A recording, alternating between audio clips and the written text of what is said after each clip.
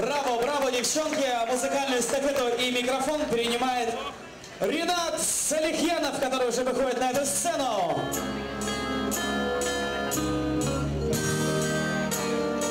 Песня на родном языке.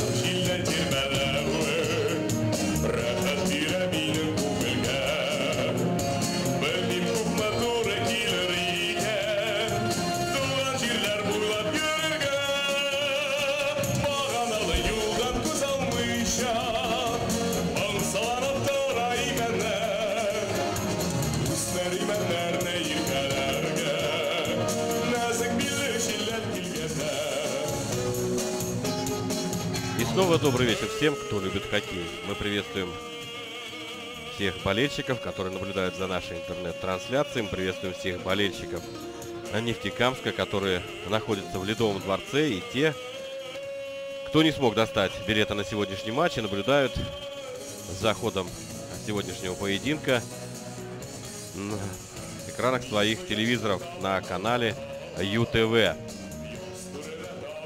Мы продолжаем трансляцию матча между Таросом и Бураном. Сейчас начнется третий период. После двух периодов счет в матче 4-1 ведут нефтекамцы. Основные события развернулись в первом периоде. На 4-й минуте Александр Титов открывает счет. На 15-й Андрей Паснов счет сравнивает. И затем в течение буквально 2 минут Алексей Василевский, Александр Горошанский уводят Тарос вперед 3-1. И в самом начале второго периода Константин Богдановский после красиво разыгранной комбинации делает счет 4-1, который мы сейчас и наблюдаем на нашем видеокубе.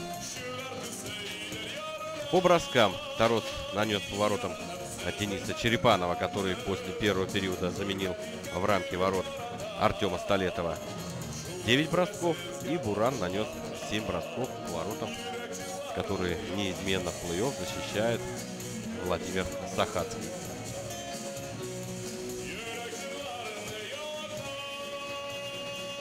Ну что ж, я думаю, что сейчас тренеры обеих команд внесут определенные коррективы в игру. Вроде бы комфортное преимущество. Мы уже говорили об этом, что преимущество при шайбе, оно его